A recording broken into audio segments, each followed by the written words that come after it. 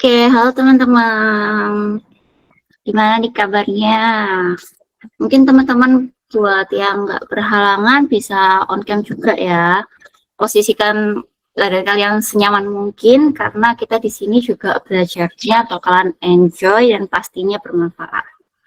Mungkin ada ya beberapa yang sudah ketemu sama aku di session sebelumnya, dan bagi yang belum, salam kenal juga. Perkenalkan, iya halo Nurul. Perkenalkan nama aku Kak Nanda, bisa kalian panggil Nanda juga, tapi kepanjangannya Nanda McRyan sih. Ya, jadi aku alumni dari Sasing 2020, lulusan dari UNER. Mungkin teman-teman ada yang ingin UNER juga, boleh banget kan aja tanya-tanya ke aku ya. Mungkin ada yang mau perkenalan dulu atau gimana, terserah. Atau mau langsung bahas nih? Langsung bahas soal-soal. Gimana nih dari teman-teman?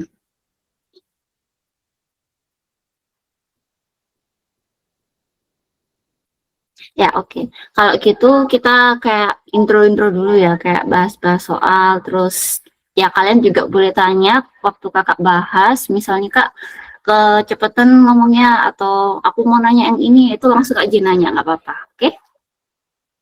Oke, sekarang aku share screen dulu.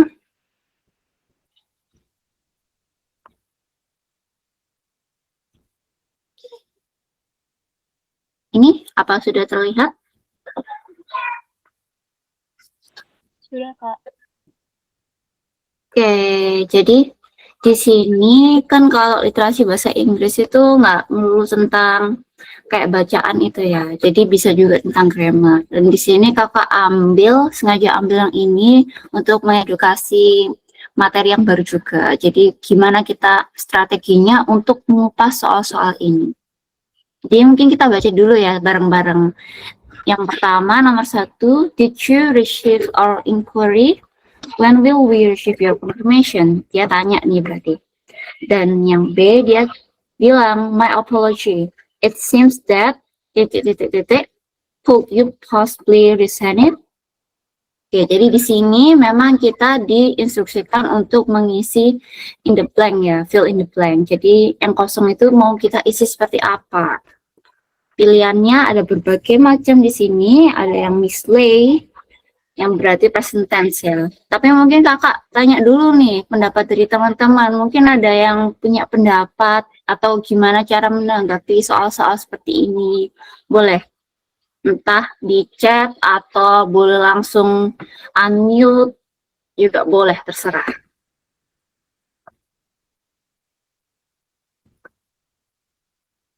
Mungkin dari Naura atau Nurul. Menurutku yang A nih Kak, karena ini nggak apa-apa, nanti bisa kita bahas bareng sama-sama ya. Jadi karena jawab, karena kontribusi itu sebenarnya jadi bikin kita makin ingat gitu. Jadi apa yang kita pelajari lebih nangkep. Kalau yang kakak lihat kan di sini, yang paling pertama harus dinotis sebenarnya itu verbnya. Jadi tips juga buat teman-teman, kakak kasihku kayak verbnya dulu yang dilihat nih, kayak mislead. Yang B kan pakai mislead. Terus yang C juga mislead. Apa nih bedanya? Kenapa harus satu aja yang benar? Kenapa nggak semua, Kak? Ayo. Kak, ini Jadi, dia termasuk ke present tense atau past tense? Present ya, Kak? oke, pertanyaan yang bagus. Jadi, ciri-ciri present tense itu sebenarnya ada penambahan S-nya. Dan di sini kita udah terlihat ya. Nah, karena itu berarti Present, karena it yes. seems-nya Yes, exactly. Jadi, it seems itu memang present tense. Jadi, mereka yang Ani kan tanya ya, apa kamu menerima inquiry yang kukirim dan kapan kamu akan mengirim konfirmasinya. Tapi yang B ini bilang my apology, dia minta maaf. It seems berarti yang terjadi kan ya, berarti di masa sekarang. It seems that. Nah coba nih kalau udah kelihatan dari present tense, kita mau pilih yang mana? mungkin yang A. Oke, kalau Nora bilang yang A, Nurul bilang yang B, ada jawaban lain?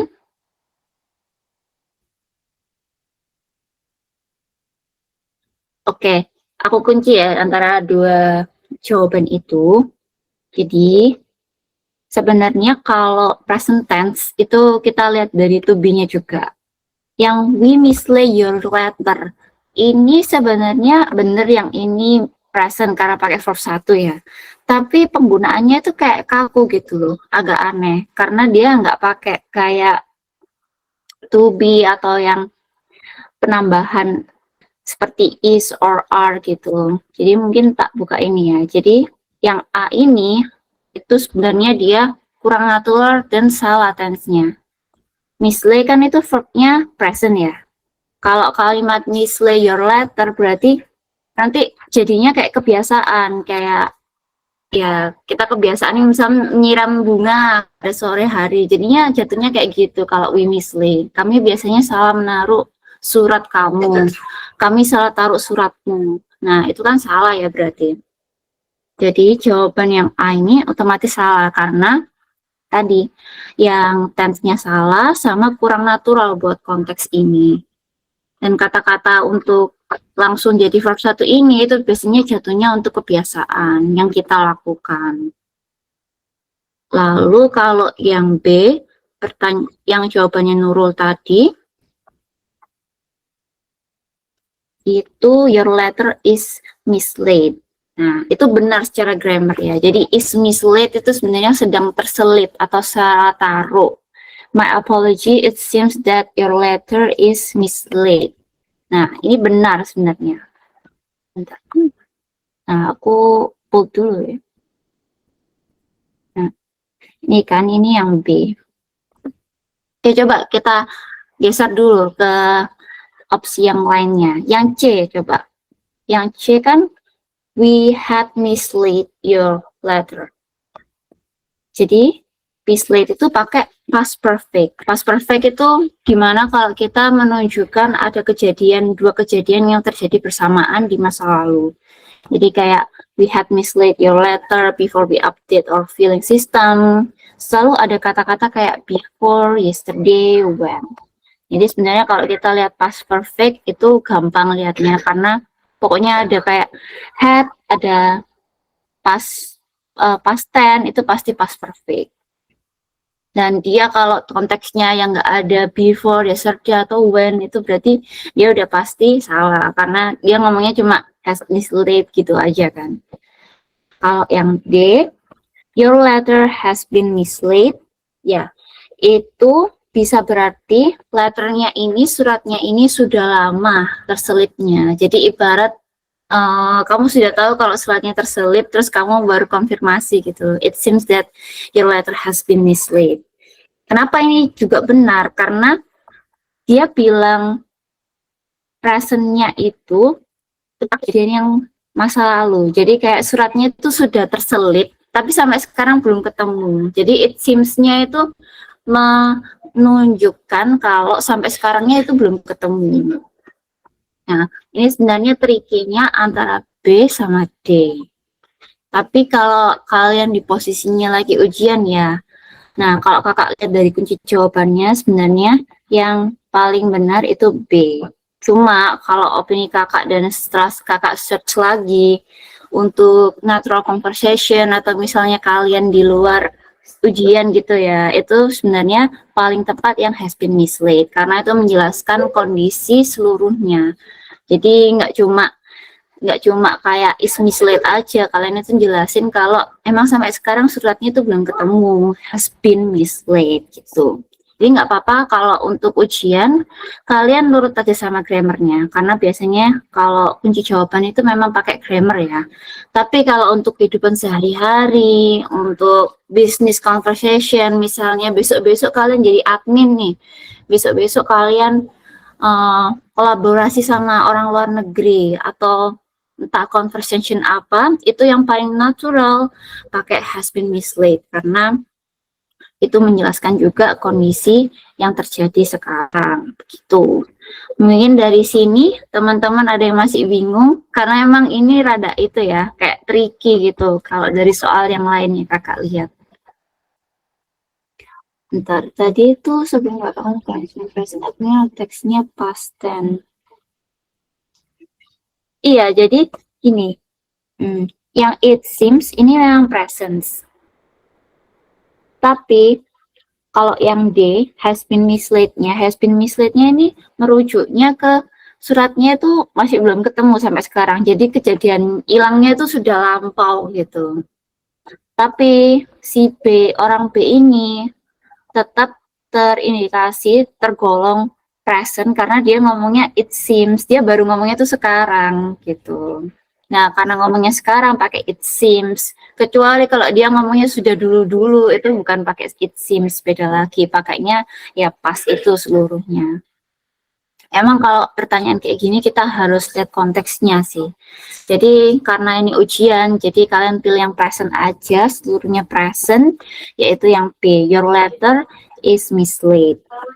Kenapa misled? Misled itu bukan past tense ya, itu pakai verb, bentuk verb yang kedua. Jadi kayak menandakan kalau itu pasif gitu loh. Pasif tense. Jadi kan kalau misalnya is misled, the letter ini kan subject, terus ada to be, terus ada verb ya. Nah, verbnya ini karena misled itu tadi terselip. Kalau misled memang verb 1, tapi ini biasanya digunakan untuk langsung kata-kata yang menggunakan langsung misled gitu. Jadi kayak belum ketemu atau unintentionally pun atau where it cannot readable be found. Jadi kayak salah meletakkan gitu juga. Jadi yang ini memang terselipnya itu ini kolom lebih ke arah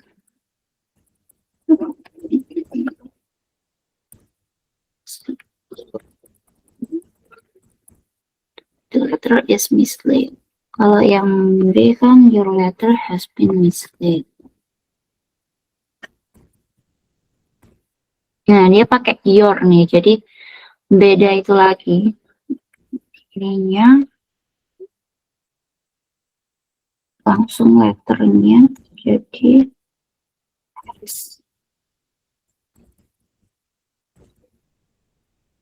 has been. Verbnya ini verb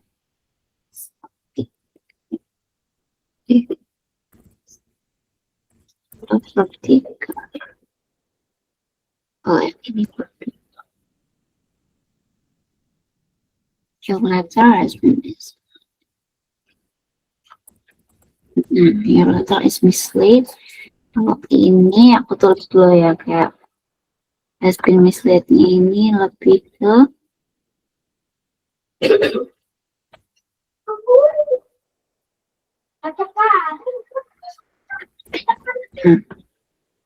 has been misled-nya ini suratnya masih ini, jadi bedanya ini kayak langsung simple gitu, is misled present passive. Kalau yang it seems that itu baru yang pakai has been misled, suratnya sudah terselip. Kalau your letter is misled berarti dia ngomongnya tuh sekarang suratmu itu keselip gitu, keselipnya tuh sekarang dia ngomongnya. Kalau yang ini dia bilangnya your letter had been misled, suratmu itu sudah keselip dari dulu, cuma aku baru ngomong sekarang gitu. Kalau ini dia bilangnya kan berarti suratnya keselip sekarang. Ini aku highlight dulu. Jadi sebenarnya tergantung karena konteks ya. Apa yang ada di soal itu kita jawab, apalagi itu fill in the blank. Untuk yang ini karena dia itu present tense dan pakai pasif, ya kayak kalimat aktif, kalimat pasif itu kan dibulak-balik ya. Kayak kalau kalimat pasif berarti objeknya yang ditaruh di depan. Nah, letter ini kan sebenarnya objek ya, dia bukan orang. Tapi dijadikan di depan, makanya itu disebut passive sentence, kalimat yang pasif. Jadi kayak misalnya surat itu keselip, atau kalau yang aktif, Doni salah menaruh surat itu. Jadi ada kayak orangnya, personnya gitu. Kalau di aktif, sedangkan kalau di pasif tense kayak ini sekarang, kenapa harus pakai mislead, kenapa harus pakai verb 2? Karena itu pasif tense. Pasif tense itu passive sentence I mean. Passive sentence itu must be verb 2 atau maksudnya wordnya aja ya, kayak verb 2 gitu. Ini. Dan mislead itu irregular verb. Jadi kalau kejadian lampau itu mislead, verb 2-nya mislead, verb 3-nya juga mislead gitu. Ini juga ada penjelasannya.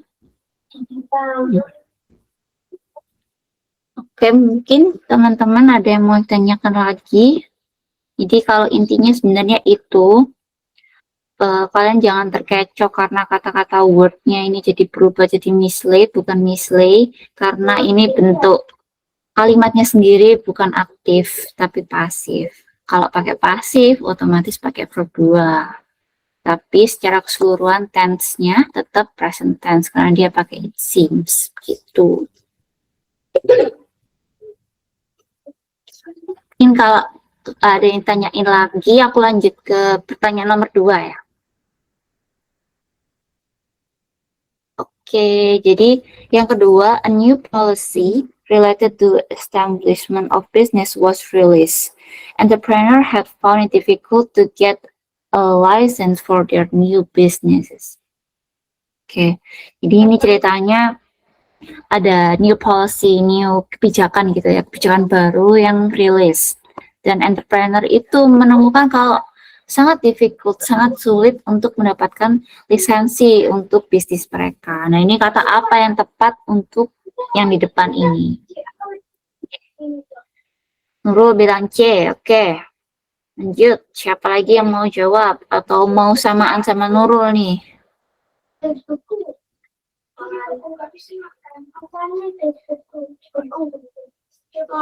Kalau mau sama-sama Nurul juga bisa centang-centang. Oke, Naura bilang C juga. Oke, sudah fix ya, aku kunci.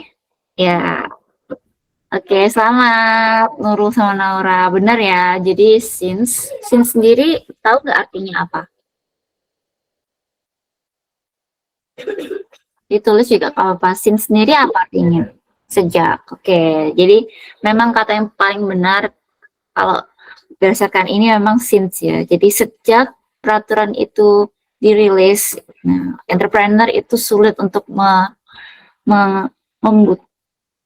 untuk mendapatkan lisensi.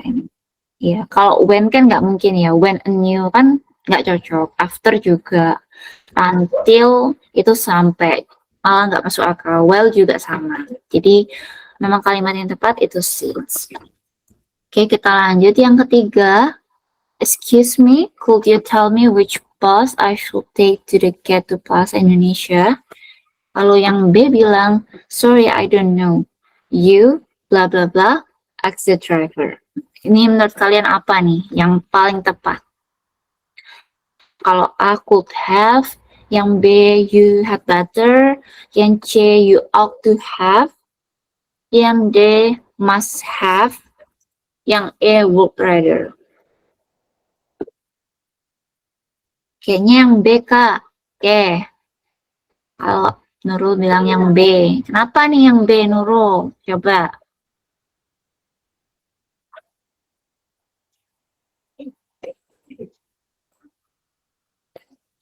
Kalau yang dari lainnya mungkin nyocokin kalimat. Oke.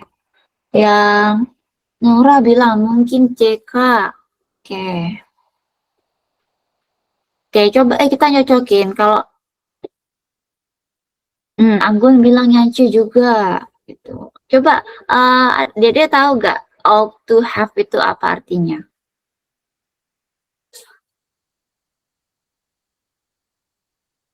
Oke, aku pilih ought to have Kak karena artinya ini ought to have itu seharusnya. Oke, makasih ya Naura. Oke, mungkin ada yang lain. Ada yang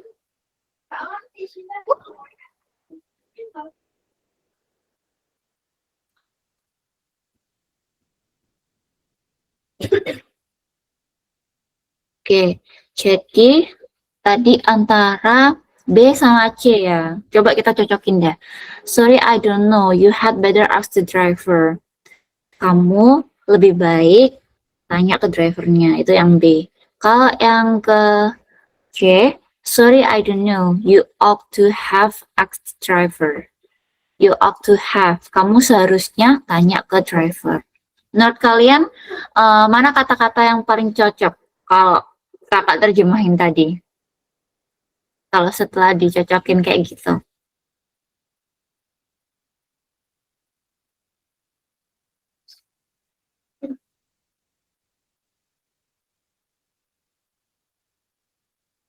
Oke, Jihan jawab yang B, Kak.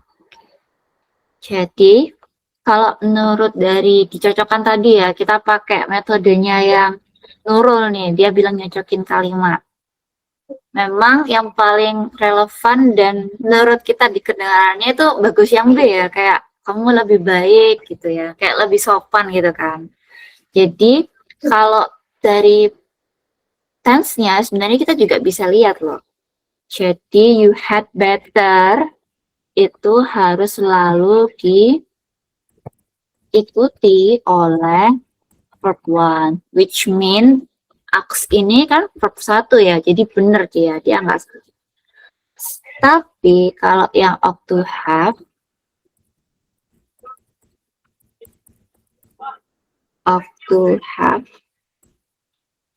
itu harus diikuti verb 3 atau past participle. Nah, jadi ini kalian juga bisa catat di buku kalian. Jadi kayak hintnya gitu ya. Soalnya kalau kita tahu, oh verb 3, kita lihat di sini, ini verb 1. Oh, salah ini yang ought to have. Pasti kalian bakal tahu lebih awal. Jadi gitu. Sayangnya yang ought to have itu dia masa lampau biasanya. Biasanya itu dipakai kayak buat teguran gitu atau kayak mengkritik orang ya di masa lalu. I ought to have studied hard. Aku seharusnya belajar lebih keras dulu. Kayak gitu. Bisa juga kayak they ought to have arrived by now. Kayak harapan itu juga bisa. Mereka harusnya tuh sudah datang sekarang jam segini udah datang. Jadi kayak gitu. Jadi itu lebih ke teguran, harapan, atau bentuk negatif dia juga bisa. Jadi kayak ought not to itu juga ada. Jadi kayak ada kata ought not to have. Tapi ini jarang sih sebenarnya dipakai. Sebenarnya ought to have aja ya. Sama artinya, cuma dia negatif gitu aja.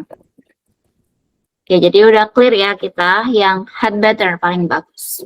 Oke, kita lanjut. Yang nomor 4. By the time Mr. Arifin retires, tahu kan apa? Apa retires?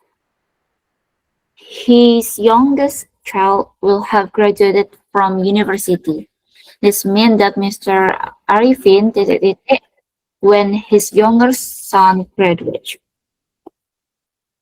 Iya benar, Naura, Peter. Jadi Mr. Arifin retires itu maksudnya pensiun ya, dia sudah nggak bekerja lagi. Dan his youngest child itu berarti anak termudanya itu will kan masa depan ya berarti. Ya berarti akan graduated dari universitas. Ini berarti kalau Mr. Arifin saat youngest son-nya tuh sudah lulus. Apa nih kira-kira? Apa yang will still work atau will retire, atau yang C doesn't want to retire, yang B nurul. Oke, yang lainnya mungkin ada saran yang lain.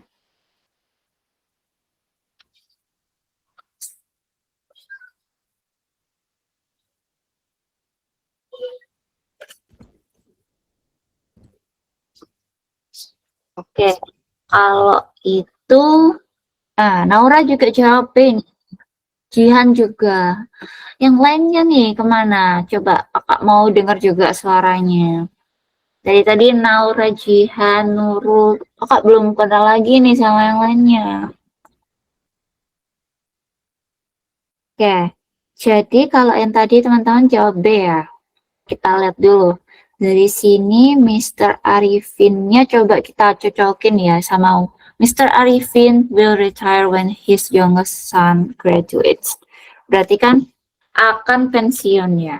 Kita dulu dari future tense-nya. Jadi di sini ada subject. Oh, kok di sini? Aku itu aja copy. Jadi Mr. Arifin will retire. Berarti ini kan subjek ya. Terus ketambahan will. Tuh. Terus when his youngest.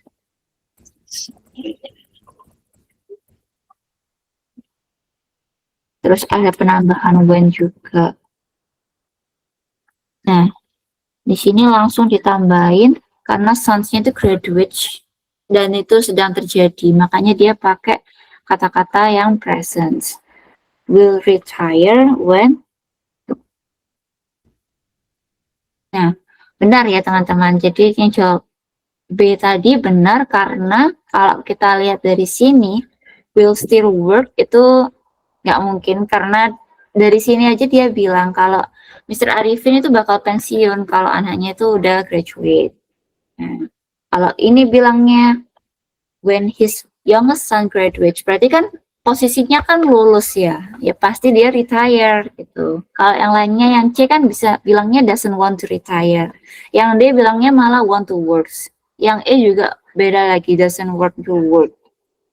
Ini kayak kurang tepat sih sama kata-katanya, apalagi will ini digunakan juga untuk masa depan future. Jadi yang paling benar memang harus kita notice dulu yang will. Will sudah kita eliminasi yang lainnya, berarti antara A sama B. A-nya nggak mungkin, berarti yang B. Gitu ya. Sesuai sama ini. Yang ininya benar dan subject plus will plus verb. Verbnya ini sebenarnya verb 3 kayaknya. Itu verb future perfect tense. Jadi karena ada when-nya ini, kakak notisnya dia bukan cuma future, tapi ada perfect-nya. Di ini when plus, nah itu dia pakainya verb 1, makanya itu disebut future perfect.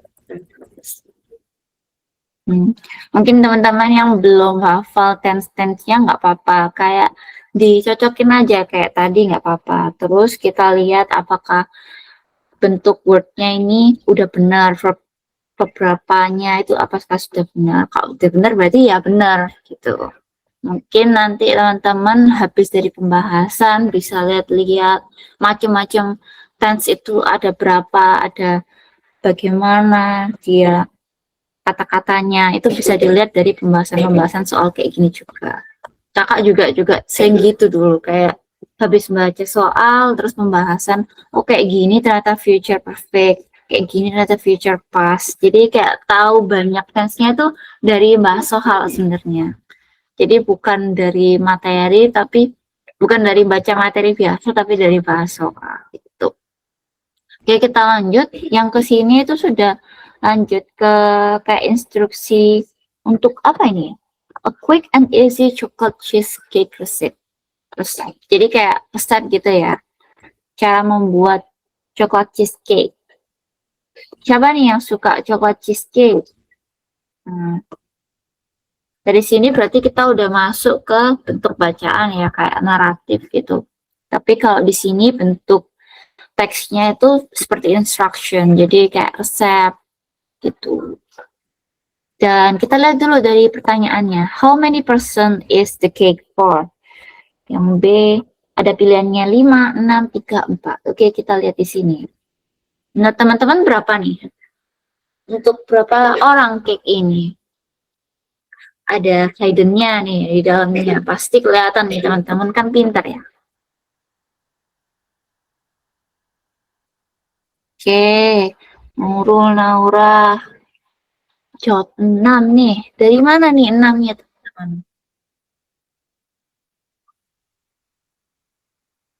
Dari mana nih teman-teman? Dari yields. Oke. Dari yields ya, udah terjawab nih dari Naura. Wah, Naura mengungguli. Ini benar ya, karena yields itu artinya kayak sajian, per berapa sajian. Nah, di sini ada 6 sajian yang artinya itu bisa untuk 6 orang. Gampang ya ini, bisa langsung lolos gini teman-teman. Nah, nomor 6, the goal of the text is to tell about. Ini menceritakan tentang apa atau goalnya itu tentang apa teksnya. Kira-kira apa nih? Nomor A, how to beat cream cheese. B, how to blend sugar and vanilla. Yang C, how to bake chocolate cheese and cake. Yang D, how make chocolate cheesecake. And yang E, how to make mini sweet chocolate chip.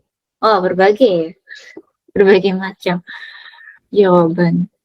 Oke, silakan nih teman-teman mau jawab yang mana?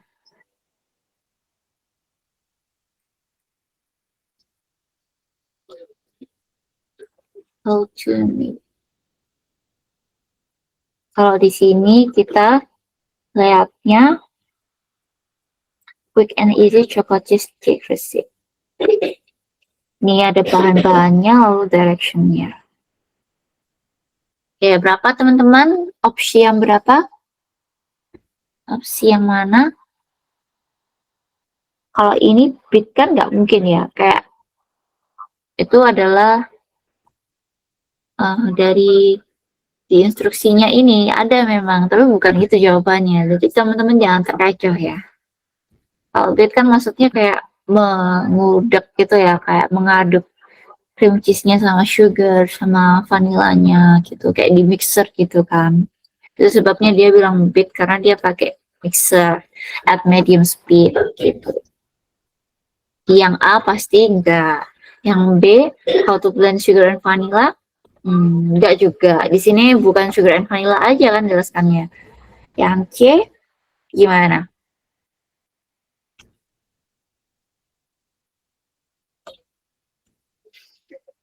Iya Kak, ini soalnya how to make ya Kak. Gitu. Cara membuat Kak berarti ya. Yang D ini how make chocolate cheesecake. Ayo, antara C sama D. Nah, Naura nih, mau D tapi gak ada tuh. Iya sih, bener bener Naura. Jadi sebenarnya yang D ini yang paling tepat, cuma gak ada tuhnya. Nah, jadi kalau teman-teman lihat kayak gini, yang D ini jangan dipilih karena dia dari tensesnya juga salah, nggak ada tuhnya kan, seharusnya how to make. Jadi kita pilih yang aman, to bake. Kalau mini sweet chocolate chips ini kan tentang cheesecake ya, bukan chips gitu. Kalau chips itu lebih ke itu coklat chip yang kecil-kecil itu. Iya, jadi beda jenis coklat dan di sini juga nggak menyebutkan coklat chip gitu ya. Yang paling aman yang C, bagaimana membuat coklat cheesecake gitu. Bagaimana bake. Bake itu kan memanggang ya. Tapi untuk proses manggangnya itu kan perlu kayak bahan-bahan, perlu cara pembuatannya. Jadi sebenarnya sama aja. Itu kayak ya kita ditriki untuk memilih yang lain. Kita ditrik begitu ya. Oke, lanjut. Ini agak cukup panjang, ada 4 paragraf. Tapi saran kakak, kalian baca dulu soalnya. Yang pertama, first step itu harus baca soalnya terlebih dahulu. Kayak the second paragraph is about. Nah, jadi untuk nomor 7 kalian nggak perlu baca semua. Kalian cuma perlu baca yang paragraf kedua ini. Signing votes will be able, mungkin teman-teman bisa baca juga, baca lagi, receive a 6.000 won. According to COVID,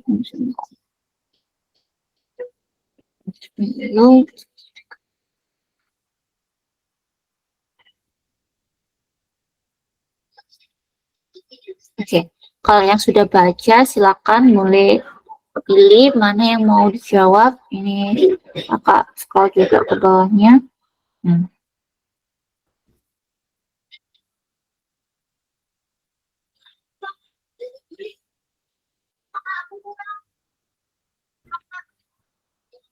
Oke, ini kata kuncinya sebenarnya dari 6.000 won ini nih. Dan dia bilang kan ngasih diskon ya.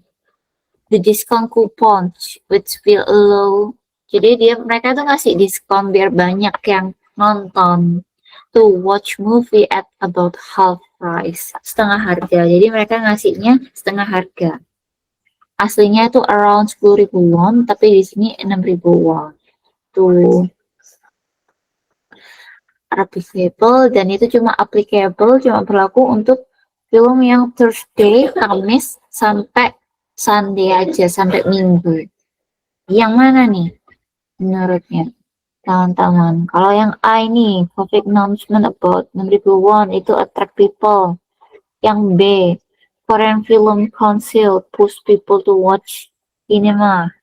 Yang C, COVID coupon distributed in several cinema. And D, discount given to support Korean film industry. Kalau yang E, COVID cinema discount at mall.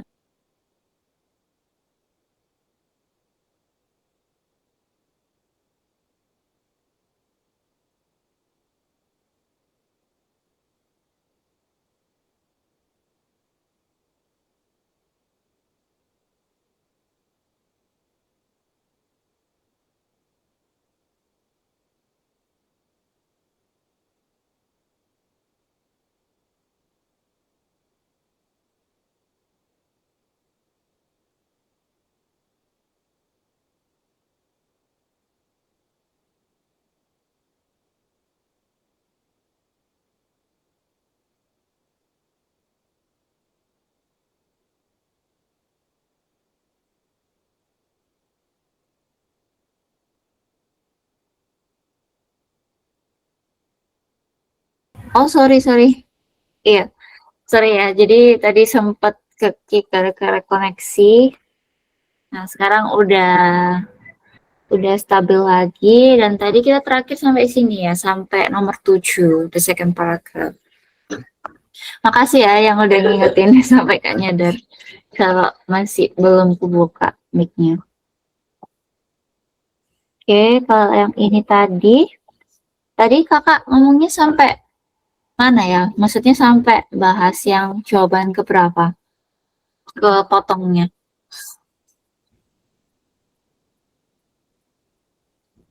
Kayaknya sampai yang D ini ya. Discount given to support Korean film industry. Kalau yang A, COVID cinema discount minimize COVID-19 mass infection in Seoul. Jadi yang mana nih mau dipilih teman-teman untuk nomor 7? Hintnya sebenarnya sudah kelihatan banget sih. Ini ya. Yang A, Naura bilang. Rose, wah ini Rose sekarang mulai menjawab ya. Terima kasih ya, Dek. Jadi bisa ikut untuk menjawab juga. Mungkin tadi masih malu-malu atau masih ragu, nggak apa-apa, jawab aja. Nanti kita bahas bareng-bareng, terus pembahasannya bisa jadi pembelajaran.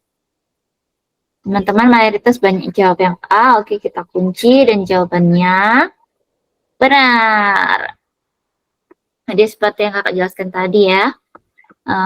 Ini mereka mengkorting, mengasih half price, jadi setengah harga itu untuk attract people. Dan di A ini sudah dijelaskan secara detail kalau announcement-nya itu di cinema discount to attract people to watch movies. Jadi sudah jelas banget di situ dijelaskan tentang second paragraph. Oke, kita lanjut ke pertanyaan nomor 8. How is the last sentence of paragraph 1 related to paragraph 2? Bagaimana kalimat terakhir pada paragraf 1 itu relate. Relate itu artinya berhubungan sama paragraf kedua. Oke, kita lihat ya. Jadi last sentence, dia bilang last sentence berarti kita langsung menuju ke sini. Last sentence, bagaimana itu relate dengan paragraf yang kedua. Oke. The Korean Film Council, a state-funded institution, will be giving out discount coupons for movie tickets over a 3-week period starting Monday. Terus dia langsung lanjut ke yang kita baca tadi, yang will be able to receive 6.000 won setengah harga itu. Relate-nya gimana sih? Oh, ini kebagiannya di situ. Yang A, paragraf 1 itu memberikan statement tentang movie ticket diskon. Kalau paragraf kedua itu describe the statement of from paragraf 1. Yang B, paragraf 1 give conclusion, dia ngasih kesimpulan nih about paragraf kedua statement. Jadi ngasih kesimpulan tentang pernyataan paragraf kedua. Kalau yang C, paragraf 1 identify problem. Dia mengidentifikasi masalahnya di mana yang didiskusikan di paragraf kedua. Kalau yang D, paragraf 1 state problem discuss. Ini juga kayak men-state problemnya apa di paragraf kedua. Kalau yang E, paragraf 1 summarize. Dia malah summarize, kayak merangkum paragraf kedua. Nah nih, jadi pertanyaannya nggak melulu tentang it's about apa, nggak tentang wordnya ini sinonimnya apa, bisa juga kayak gini ya teman-teman. Rose bilang yang A, oke, wow. Nurul, Naura bilang A semua. Oke, kita kunci semua. Oke. Jadi, bener yang A ya. Kenapa yang A? Coba.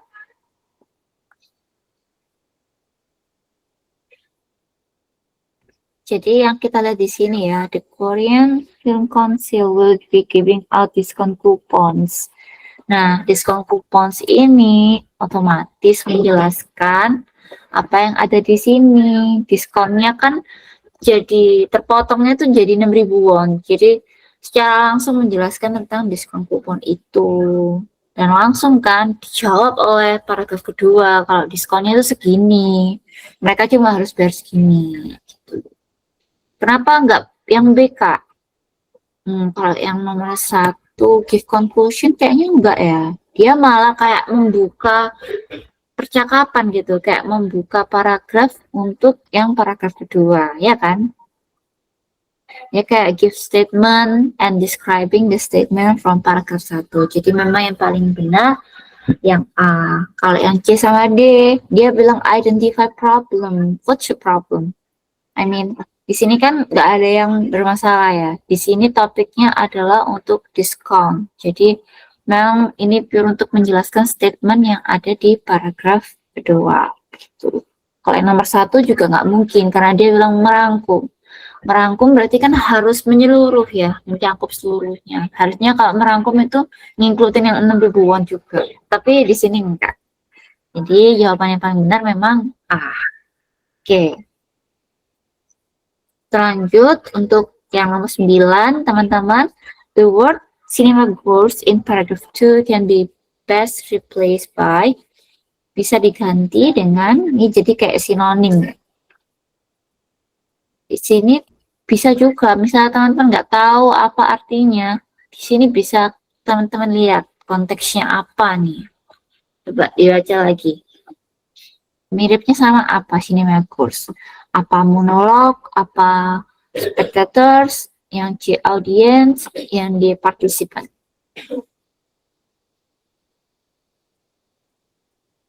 Yang B, kenapa nih yang B?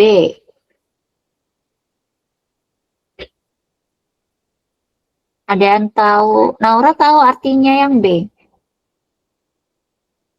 Mungkin kayak itu Kak, Coba ya. Nonton. Coba kita lihat sama-sama.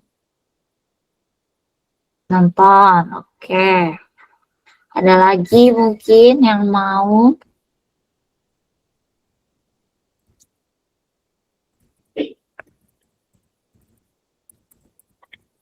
Ya, jadi sebenarnya kalau spectators itu yang kakak tahu itu lebih ke pengunjung tempat wisata atau kayak show game gitu ya. Spectator without taking part in it. Tuh. Kayak sport events, gini, performance. Sedangkan kalau di sini kan lebih ke sinema ya. Sinema kan adalah suatu movie goers, cinema goers itu sama sebenarnya. Jadi kalau spectators biasanya itu kayak pengunjung tempat wisata, tempat-tempat publik. Tapi kalau untuk cinema goers ini sebenarnya yang paling relate adalah yang C. Ya, benar.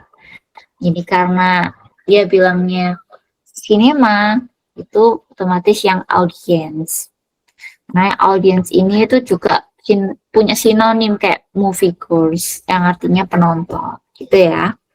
Jadi jangan terkecoh sama spectator, bisa aja spectator itu khusus untuk spesifik kegiatan atau acara-acara yang lain. Gitu. Oke, yang nomor 10, why the Korean Film Council give movie ticket discount coupon across theaters in Korea. Jadi kenapa Korean Film Council ini ngasih diskon di teater Korea? Okay. Yang A dan minimize coronavirus. Yang B prevent berarti mencegah ya. Yang C attract people during coronavirus pandemics. Yang D give discount untuk Korean cinema goers. Kalau yang E non cinema discount all over Korea. Coba kita lihat ke atasnya. Nah, ini nih, coba hintnya ada di paragraf beberapa nih kalau teman-teman lihat.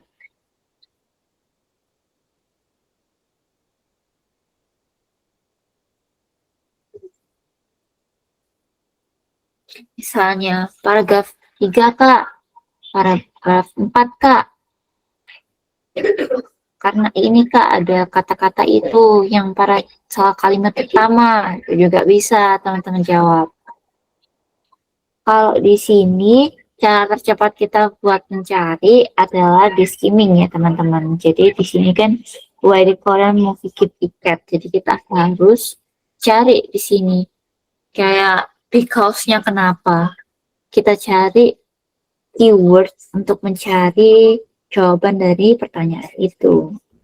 Yang ini kan tadi tentang detail tentang berapa harga yang dipotong kan.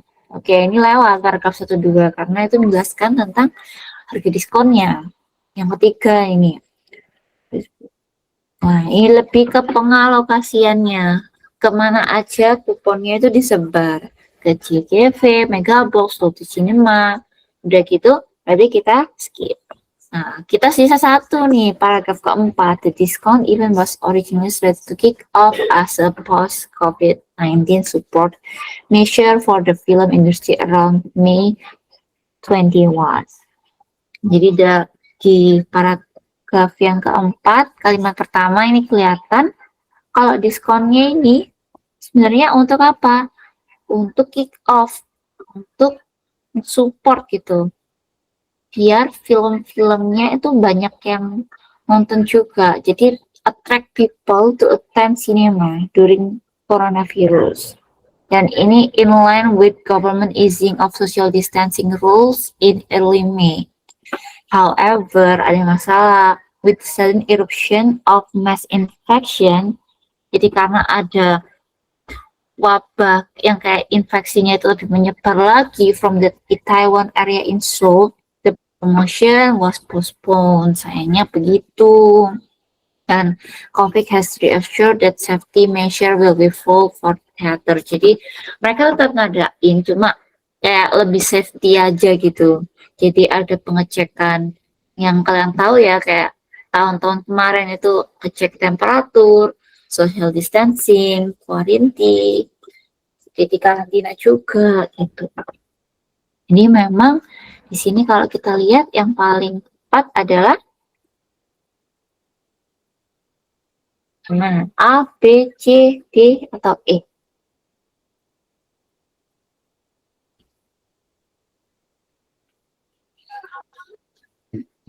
Kalau yang A, minimize corona, ada impact-nya. Tadi kita baca kan gak ada efek ya. Karena dengan lihat teater kan nggak mengurangi juga ya, nggak mengurangi jumlah coronavirus ya. Jadi yang A skip. Prevent, prevent juga bukan. Karena teater kan itu kayak ngasih hiburan ya. Jadi kalau prevent sebenarnya ya dikhawatirkan akan banyak kasus karena kan lebih banyak orang gitu ya. Jadi prevent juga bukan. Yang C, attract people. Mana nih kalau attract people?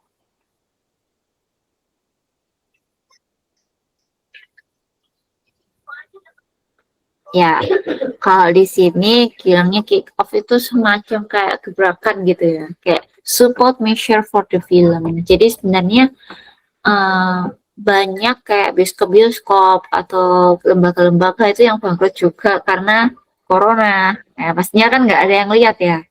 Makanya mereka ngadain diskon-diskon biar banyak yang lihat.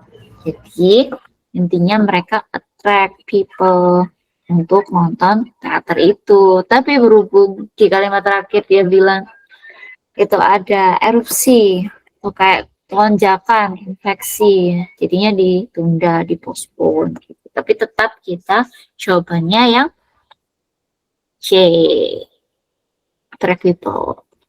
Kalau D kan kayak terlalu general ya, give discount to Korean cinema buat apa, nggak menjelaskan kan, kurang detail. Kalau yang E, non cinema discount all over Korea. Nggak juga, kayak non-nya kan cuma untuk beberapa tempat aja ya, the three biggest multiplexes itu. Di jawaban yang paling benar adalah C. Oke, kita lanjut lagi nih. Ini juga ada tentang COVID-19. Bisa dibaca-baca dulu. The primary purpose of the passage is to... Nah, kalau ini berarti teman-teman harus skimming sambil baca-baca nih. Jadi tahu apa purpose-nya. Dan kata kuncinya biasanya kan kalau purpose itu tujuan ya.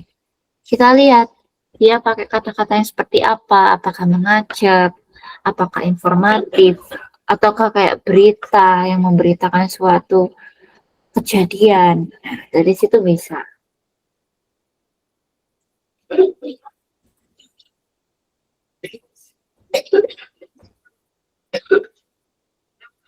Sambil kita baca-baca, kalau sudah ada yang ketemu, teman bisa langsung jawab juga. Kalau mau dikebawain scroll juga bisa bilang ke kakak ya. Misalnya aku sudah selesai baca kak, mau lihat option yang ke bawah, boleh.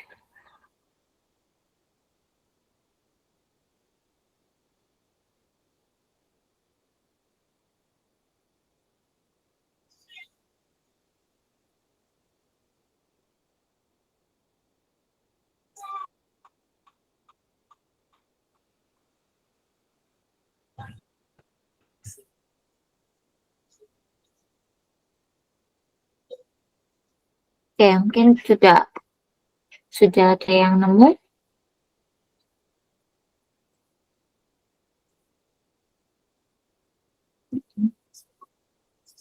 Nah, kalau kuncinya kita membaca paragraf yang banyak ini biasanya ada di kalimat-kalimat awal. Biasanya kalimat utama atau the idea of the topic itu ada di first sentence. Jadi kalau kita mau mencoba motong waktu nih, kita bisa lihat dari kalimat pertamanya. As the coronavirus started to spread, there have been plethora of conspiracy theories. Ada beberapa teori konspirasi roaming internet di forum internet ya. In a attempt to make sense of the pandemic that has crippled the global community. Jadi dari situ tahu berarti paragraf berikutnya itu jelasin tentang teori konspirasi. Udah dapet nih teori konspirasi. Ternyata dijelasin lagi sama dia. Prominent themes coming from this theory try to link the source of coronavirus to a Chinese classified biological weapons. Ternyata yang utama, topik paling utama itu ada dari Cina. Dia menggunakan sebagai senjata biologis located in Wuhan. Sedangkan while the other major theory, sedangkan teori lainnya itu untuk grand design intentionally made by major pharmaceutical companies, itu dibuat oleh para perusahaan-perusahaan medik lainnya.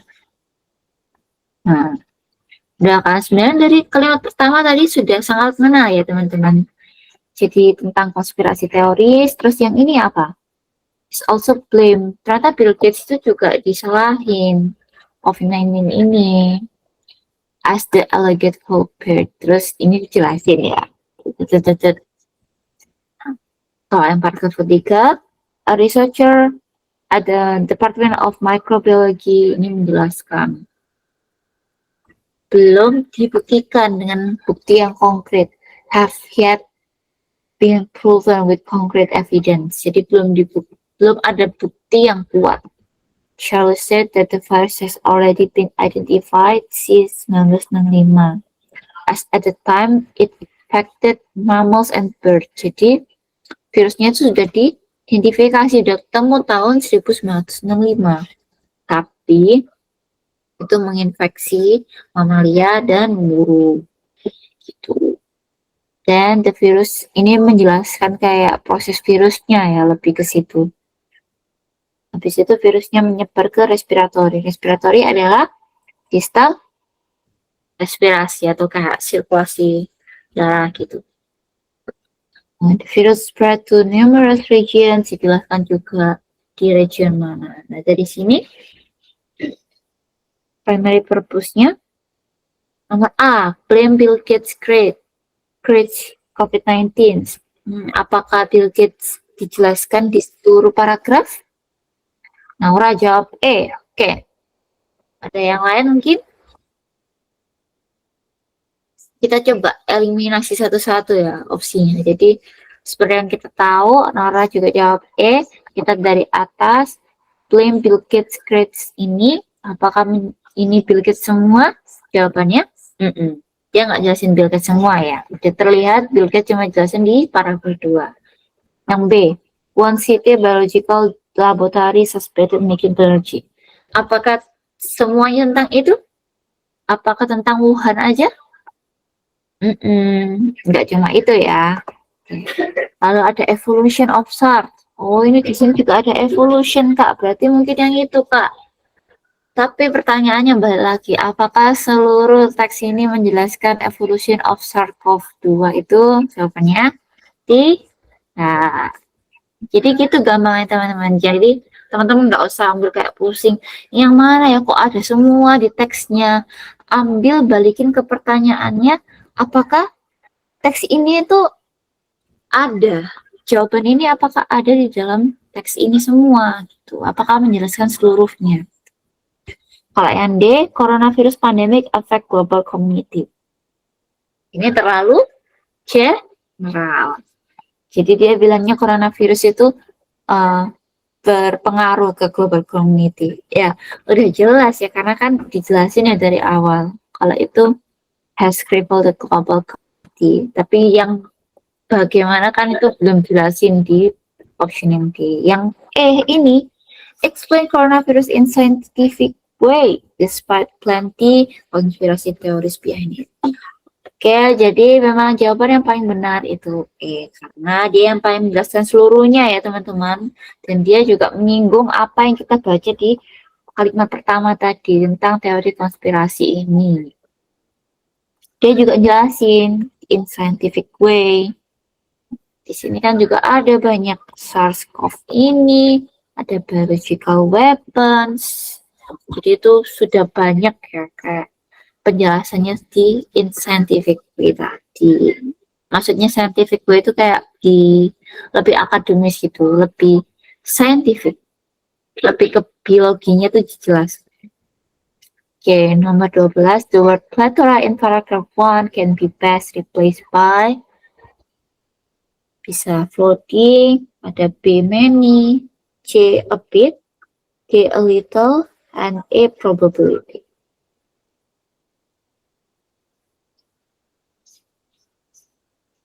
Kalau mau lihat ini kalimatnya ini, there have been a plethora. Nah, panika, a plethora, apa ya? Tapi setelahnya plethora of konspirasi teoris, Kak. Terus teorisnya itu pakai IS, berarti banyak ya, Kak? Benar nggak ya?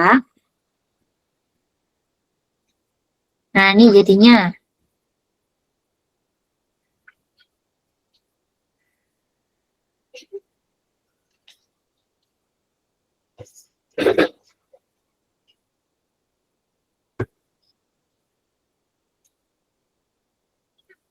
yang B.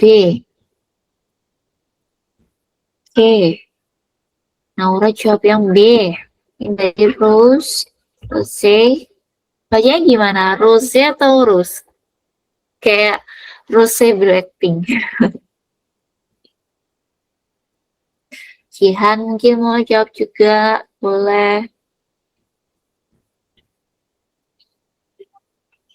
Kalau dari floating kayak itu ya, nggak mungkin kayak floating. Jadi plethora ini karena tadi kakak udah ngasihin ya, karena teorisnya banyak, otomatis ini harusnya menunjukkan tentang kuantitinya.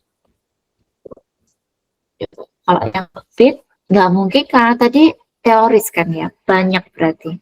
Little tuh nggak mungkin. Probability juga enggak, karena there have been a, kalau dibilang probability enggak juga, karena ini sudah pasti. Dia bilangnya started to spread worldwide. Jadi ini informasi yang sudah pasti kalau banyak konspirasi teoris. Dan opsi yang paling tepat adalah B. Yang seperti kata kakak katakan sebelumnya, itu menunjukkan ke quantity, yaitu banyak. Banyak artinya many. Jadi translate-nya bisa ke many, karena itu juga artinya many, begitu ya. Ini cuma kayak bahasa-bahasa saintifik gitu, teman-teman. Makanya tadi di jawaban sebelumnya bilangnya scientific way, karena kata-katanya many aja dijadikan plethora itu. Ya, kalau yang di 13, how coronavirus spread within humans? Mana nih kira-kira? Bagaimana menyebarnya coronavirus ini di manusia?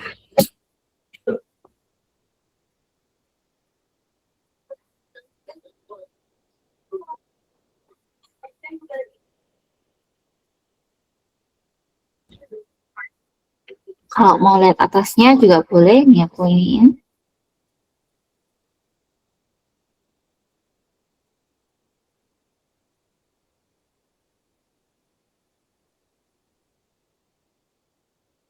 Oke, jadi yang pertama A, coronavirus evolved and survived by infecting humans.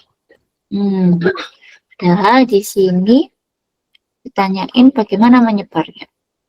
Kalau yang B, coronavirus origin in China as biological weapons. Oh, dia bilangnya kayak ini, biological weapon part pertama. Yang C, infecting animal intestine and respiratory system, thus infecting human. Awalnya itu animal dulu, hewan dulu, ke sistem respiratorinya juga, terus baru ke manusia. Kalau yang D, design intentionally made by nature, didesain oleh perusahaan medik yang ada di atas ini dia bilangnya. Kalau yang E, coronavirus exists since 1965 as the time. Yang mana 1965 aja. Yang mana nih kira-kira? Kuncinya karena dia bilang how, bagaimana, kalian harus pilih jawaban-jawaban yang pasti itu menjelaskan how-nya itu tadi, bagaimananya itu tadi. Nah, menurut kalian nih, mana yang paling menjelaskan how coronavirus spread-nya ini? Bagaimana menyebarnya itu yang mana? Ada nih hintnya kakak kasih di paragraf keempat antara ini deh. Yang C, terus C bilang C. Oke.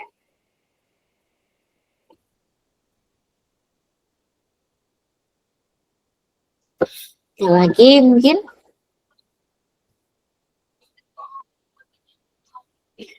Ya, jadi kakak eliminasi satu-satu ya jadi jawabannya. Yang A, ini dia bilangnya kan kayak infected human langsung. Sedangkan di paragraf keempat ini ada hintnya kalau dia nggak langsung infected human, ya itu dia ini ya, it infected mammals and birds. Berarti itu adalah animals. Causing enteritis in cows and swine. Dia juga ada di sapi. Jadinya di hewan-hewan itu. Jadi memang jawaban yang paling benar itu infecting animal intestine, dan dia juga menyebutkan respiratory. Jadi memang paling detail ya penjelasannya dari option C ini daripada yang lain-lainnya. Kalau yang lainnya biological weapon, terus yang paramedik ini itu kan sebenarnya masih teori konspirasi yang dijelasin di atas ya ini. Jadi teman-teman jangan terkecoh karena jawabannya itu ada di paragrafnya. Belum tentu itu benar. Karena belum menjelaskan bagaimana how-nya itu tadi. Jadi kalau ada pertanyaan gitu langsung otomatis. Teman-teman udah peka nih, udah jeli. Langsung ke pertanyaan yang how. How-nya yang mana nih pertanyaan? Jawabannya yang mana ini? Tuh. Kalau yang 14, the writer backgrounds to write this passage is to, the writer penulisnya ini menulis ini tuh untuk apa gitu. Oh ya, A, B, C, D, E. Yang pertama, explain the spread of coronavirus, menjelaskan bagaimana penyebaran coronanya. Yang B, show the evolution process, nunjukin evolusi prosesnya. Yang C, mention the regions, mention itu menyebutkan wilayah mana aja yang kena infected ini, kena infeksi atau daerah yang terdampak gitu. Kalau yang D, give the statement from Sultan Hasanuddin. Itu memberikan statement atau pernyataan dari Sultan Hasanuddin, researcher atau peneliti. Yang E, tell the fact about coronavirus to clarify conspiracy theories behind it. Jadi bilang facts, jadi kayak fakta, mengucapkan atau menceritakan fakta coronavirus dan klarifikasi untuk konspirasi teoris di belakangnya. Nah, kayak tadi berarti pemikiran teman-teman udah mulai jeli. Kita balikan lagi pertanyaannya, apakah jawaban-jawaban yang di sini menjawab pertanyaan yang di nomor 14. Naura bilang oke. Coba kita lihat. Tell the fact about coronavirus to clarify conspiracy theories behind it. Jadi kalau yang tadi kan kita udah baca ya di paragraf 1 tentang konspirasi teoris, yang kedua ini ada bahas lagi tentang itu, ketiga didukung oleh pernyataan peneliti lainnya, terus disertai prosesnya juga. Jadi memang yang paling menjelaskan adalah yang benar. Nah kuncinya itu ya teman-teman udah mulai jeli nih. Soalnya apa yang D? Dia cuma ambil sepenggal statement dari Sultan Hasanuddin itu paragraf keberapa, cuma itu aja kan jelasinnya. Ini kan cuma di sini aja kan dijelasin, bukan di seluruh kalimat, bukan di seluruh teks. Jadi bukan yang itu pastinya. Ini juga cuma di jelasin di last sentence, ingat kakak tadi. Nah, ini cuma jelasin di sini aja, regency. Begitu juga dengan ini, evolution, explain the spread of coronavirus, ini terlalu general. Jadi, optionnya tuh banyakannya ada yang sengaja terlalu digeneralin, ada yang sengaja diambil dari sepenggal kalimat yang ada di dalam paragraf teks itu, gitu ya. Oke. Wow, ini ada yang lumayan banyak ya, dari 4 paragraf. Kakak kasih waktu agak lumayan lama nih. Teman-teman kalau udah selesai lebih cepat juga boleh bilang. Dan nomor 15 ini dia langsung tanya topiknya. Biasanya kan kalau topik itu ada di soal-soal terakhir ya. Tapi ini dibalik sama dia. Dia bilangnya awal-awal. Nah, bro, teman-teman juga ada waktu ya buat tenggat waktu limit time untuk pengerjaan soal.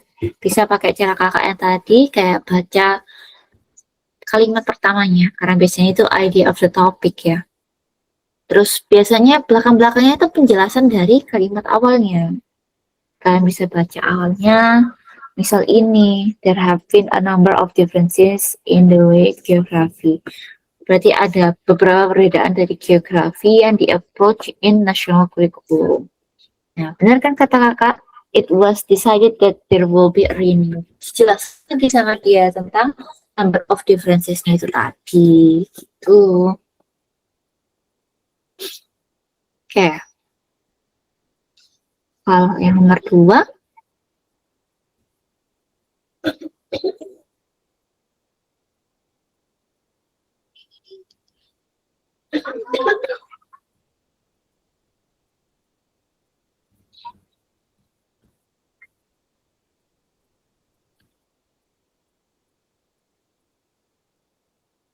apa?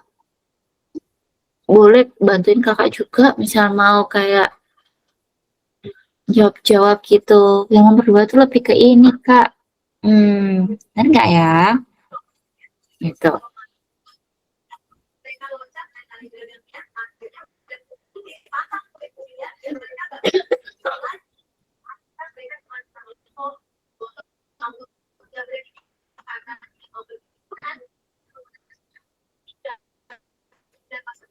Kalau yang nomor 2 ini jadi dealing with geography, the national curriculum includes certain topics, but not necessarily how they should be taught.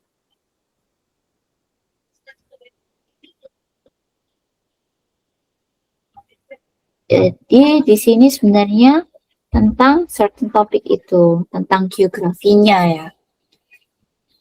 Disertai dengan alasan-alasan ini. Jadi ada penjelasannya setelah kalimat yang pertama. Kalau yang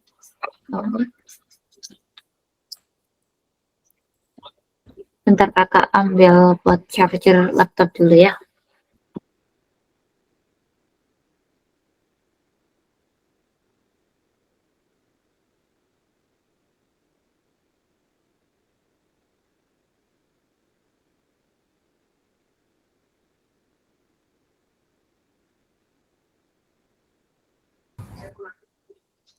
Oke, sudah. Jadi, kalau yang nomor 2 tadi tentang geografinya, yang paragraf ketiga, as they progress to key stage 2, students are expected to extend their knowledge to include Europe, North, and South America. Nah, jadi di sini student itu diekspektasikan untuk extend their knowledge to include Europe, North, and South America itu tadi kita kunci. Oke, terus yang keempat, student at key stage 2 study more physical geography including the climates, zones, biomes, and features. Jadi di sini dibilangnya harus study more about physical geography ini. Terus include climate zones, biomes, sama feature. Nah, kira-kira dari sini yang kalian baca tadi itu masuknya ke topik mana? Karena tadi udah ada keywordnya ya, geography. Pasti tentang ada geografinya juga.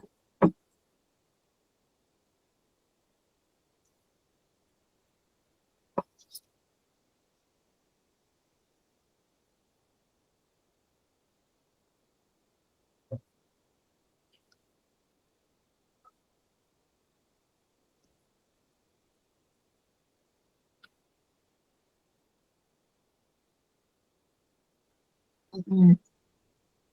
Jadi, kalau nomor A, The Art of Teaching Geography, di art itu lebih ke kayak bagaimana pedoman atau tentang teaching geografinya itu bagaimana.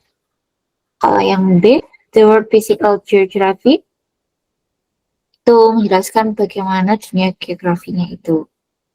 Kalau yang C, oh Naura bilang yang E nih, Geographical Topics in the National Curriculum. Oke, kita kunci dulu jawabannya ya. Kalau yang C, ini bilang lagi tentang teaching. Dia juga sama, dia bilang lagi tentang teaching. Yang mana nih kira-kira? Tapi yang paling mendekati memang karena ada national curriculumnya. Jadi karena kita sudah baca ya kalimat-kalimat awalnya tadi. Awal-awal itu memang ada tentang teori geografi, national curriculum, terus ada juga progresnya sampai key stage berapa. Jadi yang tentang teaching ini sebenarnya kurang relevan karena mereka lebih ke approach-nya tentang national curriculum-nya ini dan nggak cuma teaching aja. Jadi yang dijawab Naura E itu adalah benar karena di sini jelasinnya tentang topik geografi di national curriculum. Tuh. Topik-topiknya yang dijelaskan kan banyak disertai alasan-alasan yang ada di paragraf berikutnya. Nah, terus nomor 16 nih. The underlined word seasonal in paragraph 2 means apa nih? Kita lihat di kalimatnya langsung. Mana nih? Ini ada yang mau bantu kakak. Mana sih semuanya? Paragraf kedua.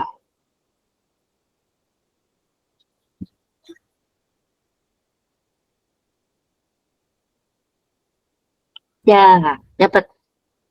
They also should be able to identify similar weather patterns. Identify itu berarti kayak identifikasi. Weather berarti cuaca. Patterns adalah pola. Jadi kalian mengetahui kayak sinonim atau ininya means-nya itu dari konteks-konteksnya. Coba nih, apa yang paling mendekati dengan seasonal? Seasonal itu diambil dari kata season. Terus karena ada banyak, jadi ini di seasonal.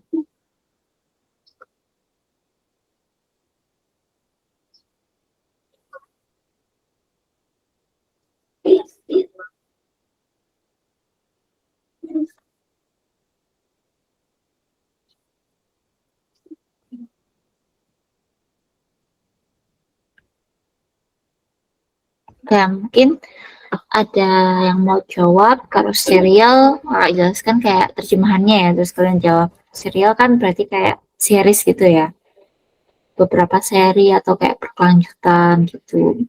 Kalau cyclical itu kayak lebih kayak siklus, jadi kayak dia akan ada siklus terus yang berganti.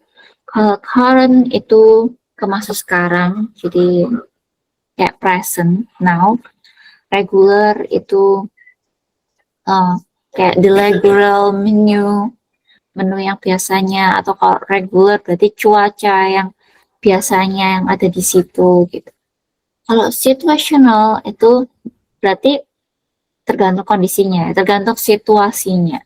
Nah, kira-kira yang cocok dengan seasonal, season kan artinya musim. Berarti seasonal artinya musiman. Nah, kalau musiman, mana nih yang paling sesuai sama kata-kata seasonal itu tadi.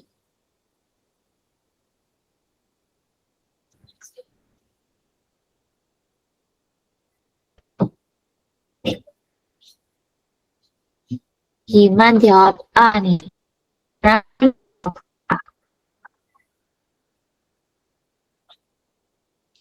Kalau A kan berarti serial, series ya, yang artinya rangkaian.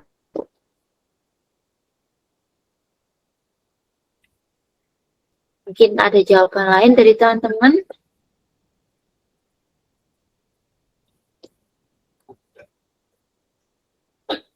Kalau cycle tadi artinya apa?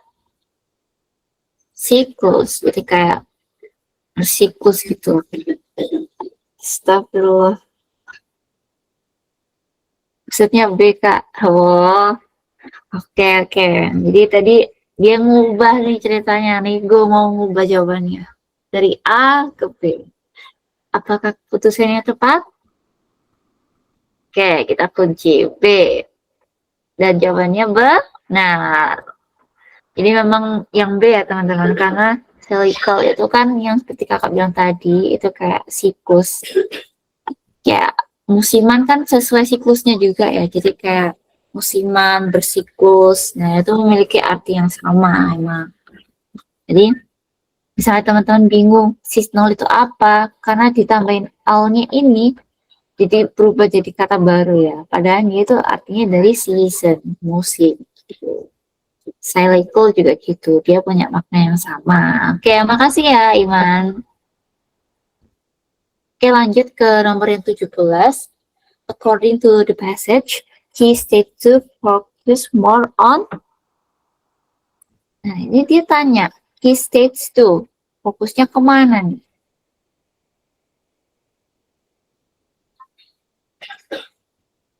Di hintnya ada di, kita cari langsung key stage to. Nah, ini key stage to kan?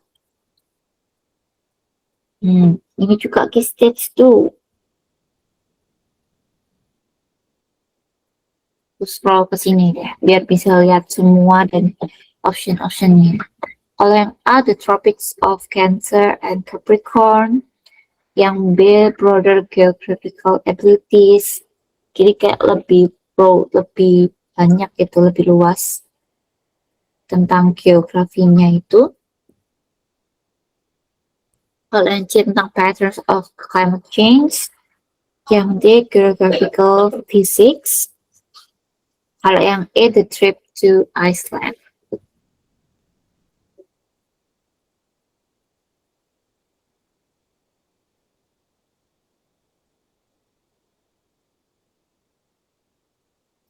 Boleh sambil baca-baca juga ya.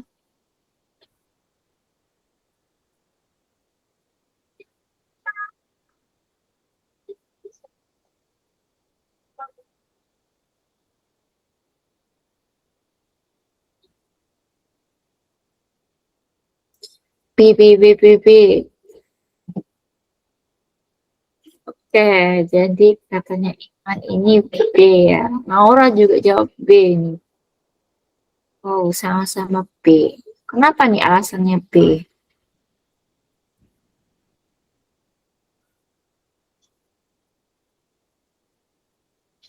Mungkin karena itu ya, menjelaskan semuanya. Apakah menjelaskan semuanya? Coba kita lihat ya di kalimatnya. Kayak as they progress to key stage 2, students are expected to extend their knowledge. Jadi lebih extends kan lebih luas. Nah, tentang perluasan ilmu geografis. Oke, udah terjawab ya dari Nora. Karena broader itu artinya juga lebih luas, lebih terjangkau semua. Dan di sini, di paragraf ini, udah kelihatan extend juga. Makanya itu lebih broad, lebih luas. That's why the answer is B. Karena yang paling sesuai menjelaskan tentang the broader geographical abilities. Gitu ya. Jadi menjelaskan tentang kemampuan geografi anak-anak itu harus lebih luas gitu.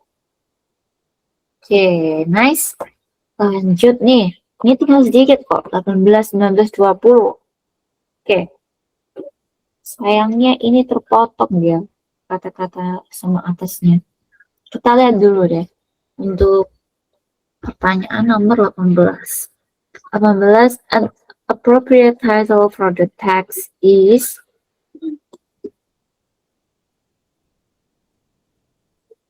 Oke, ada linguistic analysis.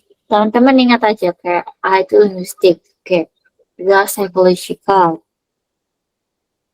Tiga how to use articles and pronouns. Kayaknya ini mereka ambil dari bervariasi jawabannya ya. Coba kita lihat di sininya dulu, dari kalimat-kalimat awalnya dulu. Nih, dari no one doubts.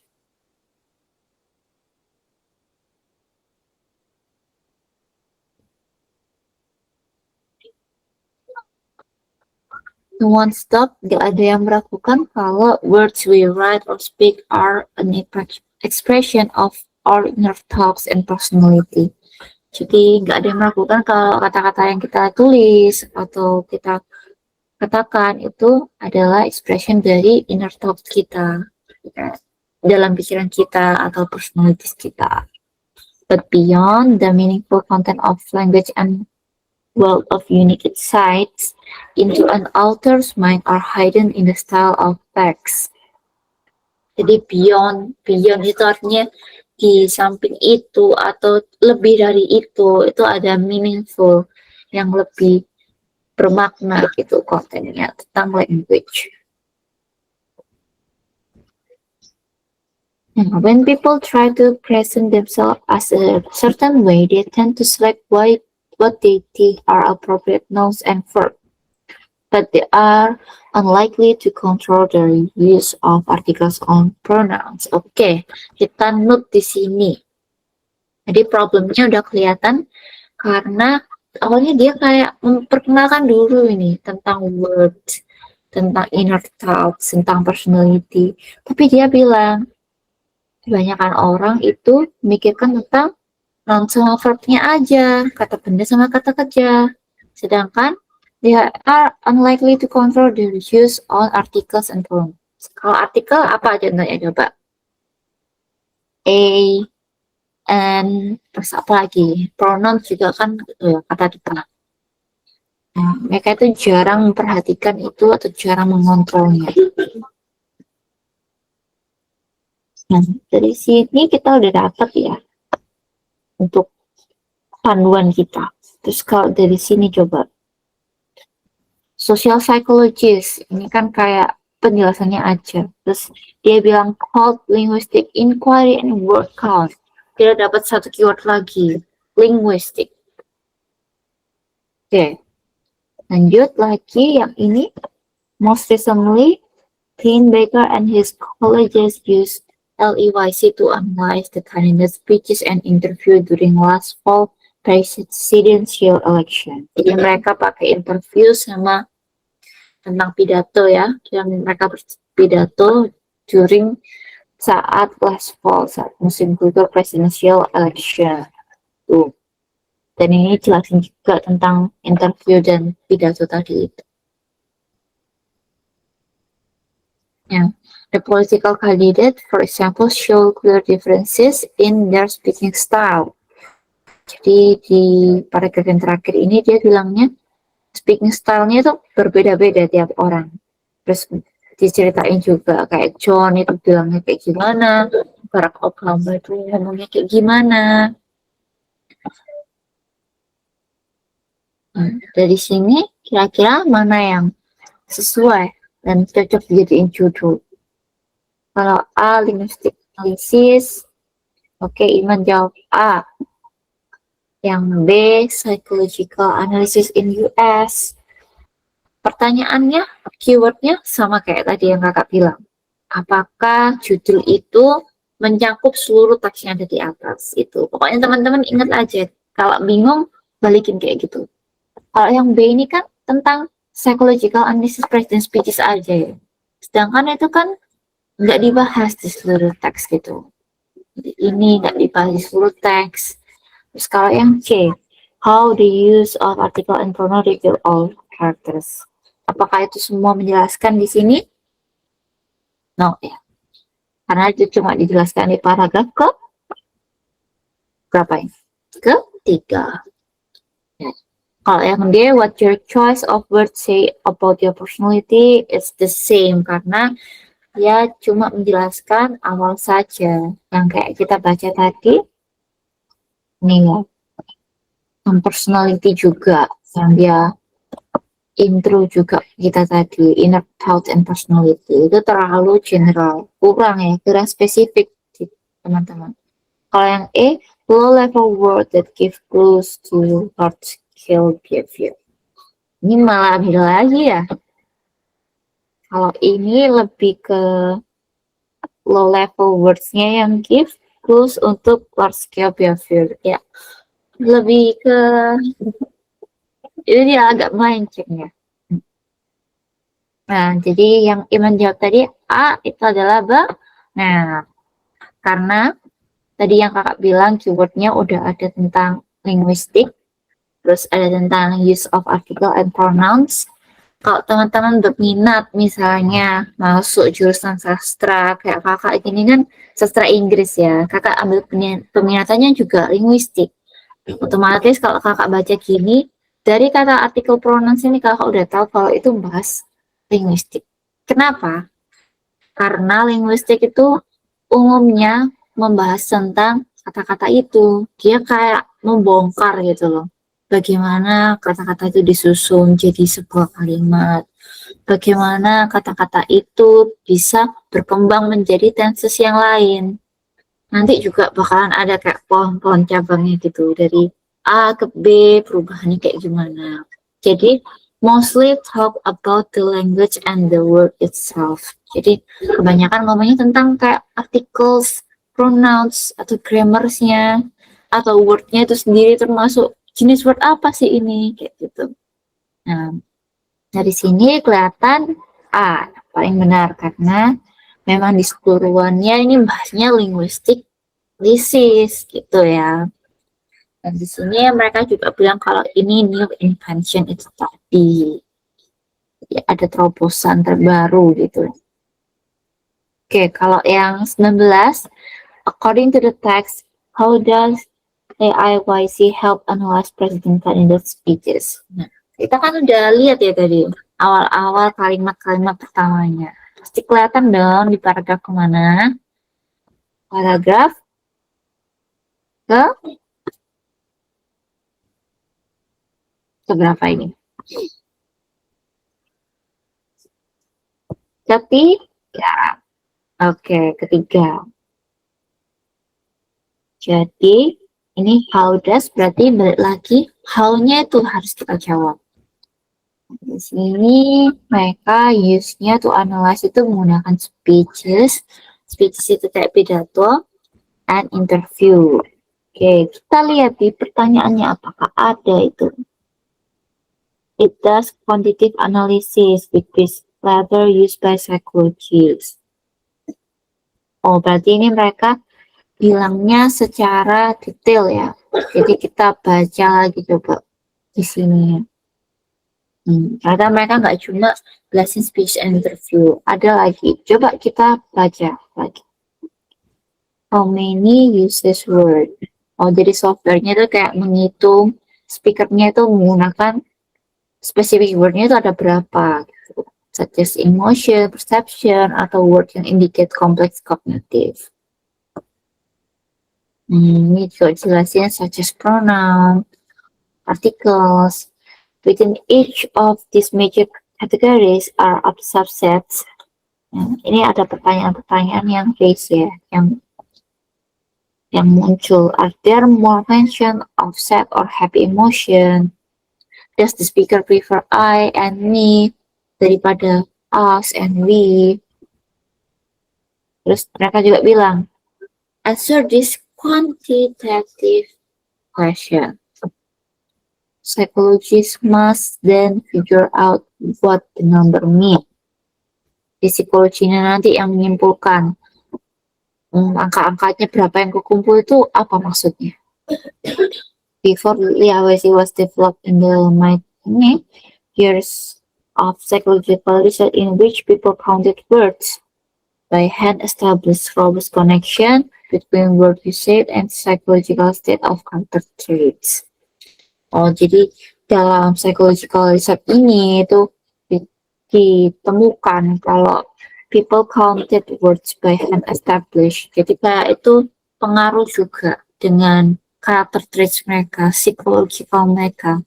Jadi apa yang mereka katakan, apa yang mereka pronounce, itu berhubungan semua dengan psikologi mereka. Jadi misal kalau kamu lagi panik, otomatis kan wordnya beda lagi ya, makanya apa? Word usage-nya beda lagi. Karakternya juga gitu, orangnya kayak gimana, maka kata-katanya kayak gimana. Gitu. Jadi kalau yang di sini berarti yang mana nih?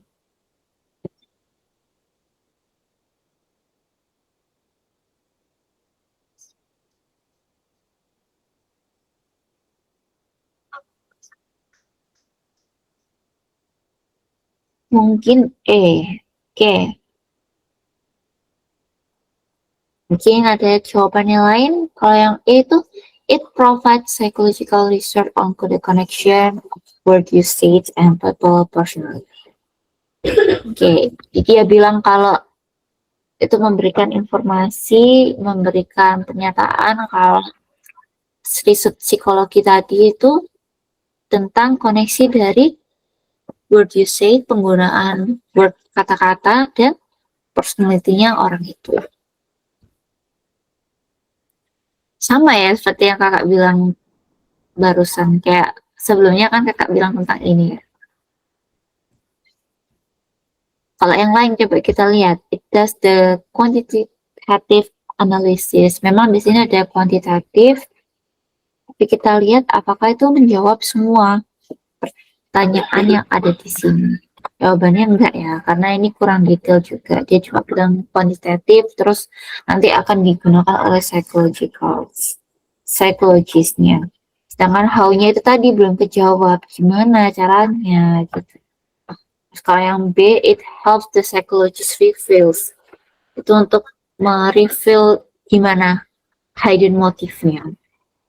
Kalau yang ke C, it makes analysis of nouns and verb used by candidates during the speeches.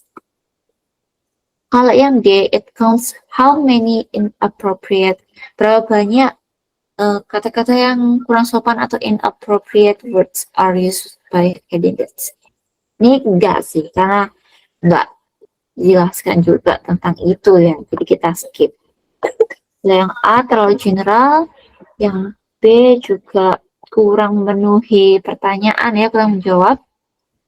Yang C, it makes analysis ini juga karena kurang menjelaskan juga. Dia cuma bilang analisis dari nouns and verb-nya, terus digunain di speech-nya. Padahal kan selain itu kan ada lagi ya. Oke. Ini dari Iman ini jawab E. Kenapa tadi E? Yakin banget sama E.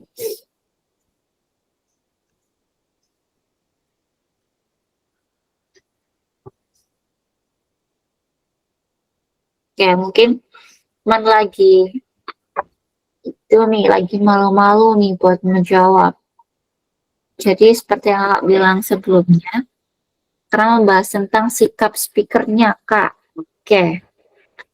Sikap speakernya ya. Nah, itu sebenarnya udah ke-mention di sini ya, teman-teman. The software counts how many type of speakers, yang benar yang dikatakan human speakers ya, or author use word in specific categories. Di bagaimana mereka menggunakan words, yang berarti itu adalah word usage. Such as emotion or perception, and words that indicate complex cognitive processes.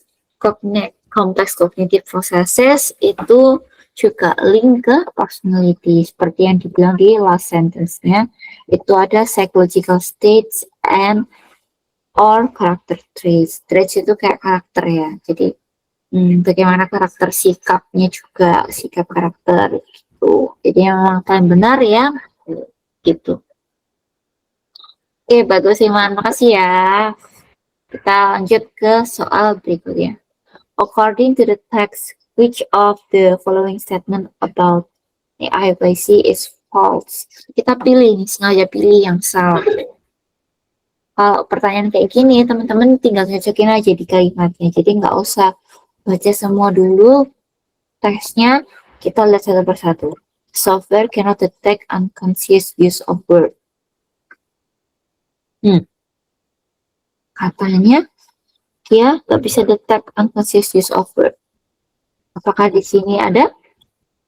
Nggak ada ya. Dia cuma bilangnya software counts how many times a speaker use word-nya itu tadi. Kalau yang B, the software is able to count certain words and analyze the numbers. Oke.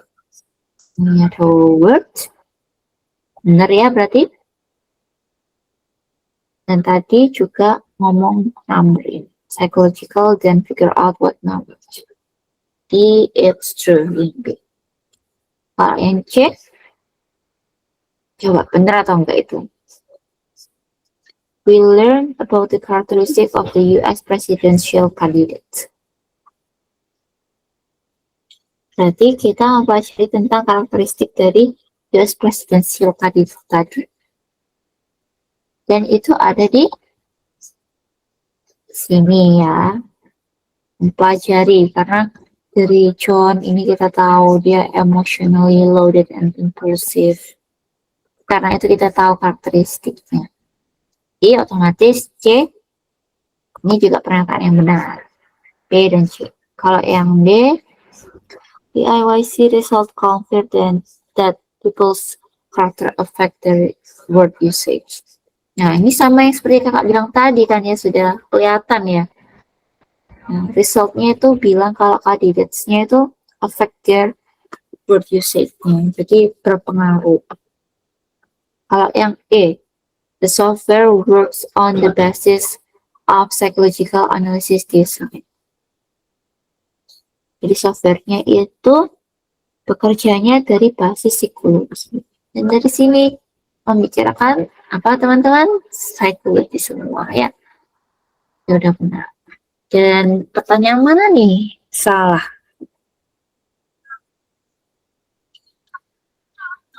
Kak, oke, Nora muncul lagi dengan jawaban yang meyakinkan.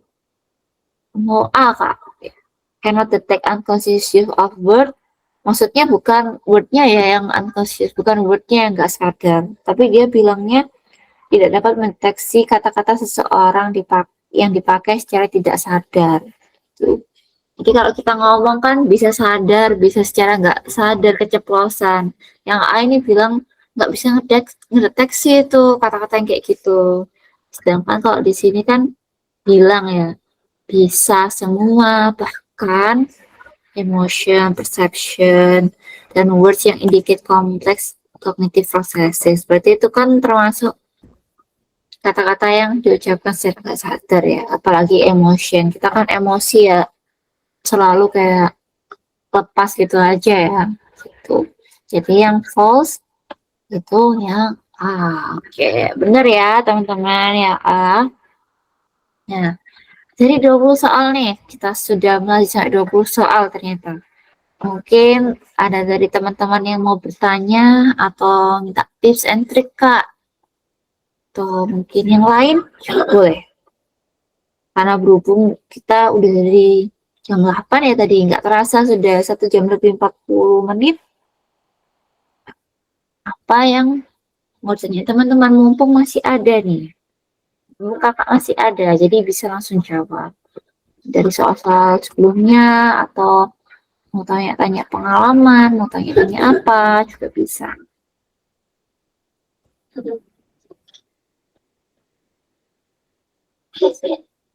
Mungkin aku kasih waktu juga ya, kalau teman-teman mau tanya bisa raise hand atau langsung chat.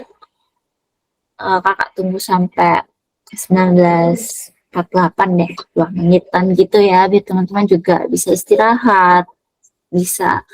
Atau mau yang belajar lagi juga boleh, itu inspirasi dari ini kan, terus kayak aku catat tadi, catatan dari Kak Nanda gitu, boleh juga.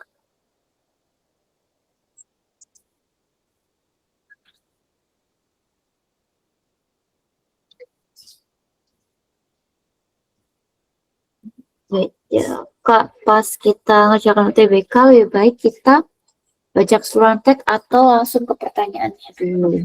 Oke, Iman. Jadi sebenarnya kakak tadi udah bahas juga ya, kalau untuk UTBK karena kita terbatas oleh waktu juga, kita sebaiknya baca dari pertanyaannya dulu. Karena rata-rata pertanyaannya itu kadang ada yang nggak selalu ngomongin tentang topik apa itu teksnya keseluruhan. Jadi pertanyaannya itu nggak cuma pertanyaan untuk seluruh teks, ada juga yang second paragraph itu tentang apa, first paragraph itu tentang apa. Jadi misalnya kayak gini, bentar. Nah kayak gini, the second paragraph is about. Nah, jadi kita cuma perlu menjawab dari pertanyaan yang ini aja. Jadi kita jawab dulu yang second paragraphnya gitu. Jadi baiknya memang langsung ke pertanyaannya dulu, baru nanti ngikuti nih pasti kalau dari pertanyaan ke pertanyaan, teman-teman secara nggak langsung melihat seluruh teksnya juga pada akhirnya. Ya, nanti enak waktu ada pertanyaan yang bilang topiknya tentang apa seluruh teks ini atau judulnya yang paling bagus apa. Nah, itu teman-teman udah langsung peka, udah langsung tahu apa jawabannya. Karena kan udah ya dari skimming tadi, dari misal dari second paragraph aja itu sudah dapat clue-nya gitu ibaratnya. Itu ya. Oke, apakah sudah menjawab?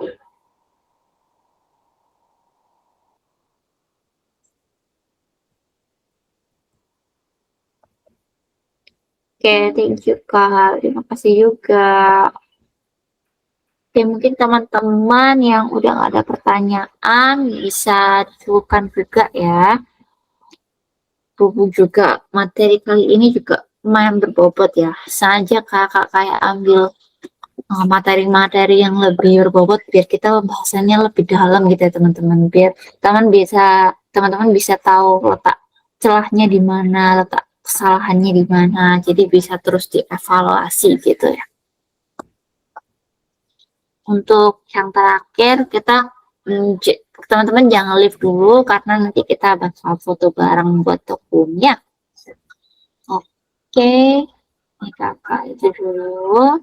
Beneran ya, udah gak ada tanya lagi ya. Nanti tiba-tiba kakak aku ketinggalan gitu. Oke, berarti ini kakak stop share dulu. Teman-teman yang mau minta kayak bahan materinya atau kayak pembahasan tadi juga bisa. Kakak nanti bisa kasih chat aja ya. Mungkin untuk sekarang kita cukupkan dulu dan kita foto. Oh ya, jangan lupa juga untuk testimoni di Instagram juga ya. Jadi misalnya udah ikut kelas kakak kan ini, jadi teman-teman bisa kayak komen di Instagramnya atau meramaikan Instagramnya. Sudah pada full kan ya?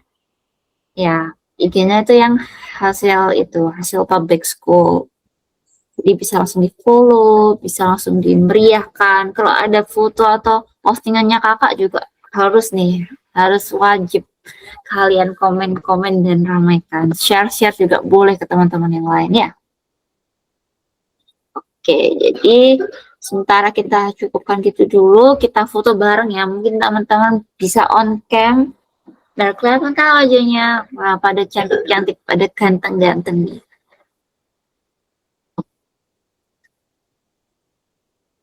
Oke, coba ya, kakak screenshot dulu yang pertama.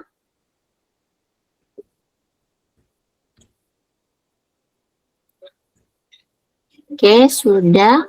Ayo nih yang kedua harus on cam. Iman, Jihan, Nurul. Tapi kalau misalnya lagi berhalangan nggak apa-apa juga sih. Mungkin sambil rebahan gitu ya nontonnya. Nggak apa-apa. Komen-komen atau like-like aja. Pokoknya stay untuk komunikasi, stay untuk optimis, masuk ke universitas yang diimpikan. Kakak doakan juga semoga masuk ke universitas yang kalian impikan. Dan kalian ingin masuk nih, ini jurusan yang aku banget, universitas yang aku banget, mau masuk situ. Nah, tidak bisa. Amin, oke. Amin, amin. Rata-rata mau kemana nih universitas atau jurusannya? Mungkin ada yang mau minor atau universitas lainnya gitu. Atau mau kayak kakak sasing sastra Inggris ya.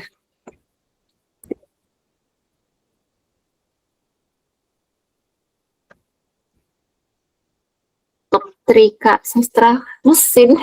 Emang ada sastra mesin? Oke, lucu-lucu. Poltekkes, wah. Ya, amin, amin. Semoga segera tercapai ya cita-cita dan impiannya itu tadi. Ya, mungkin kita cukupkan dulu dan aku kasih waktu untuk Kak Haden juga. Silakan.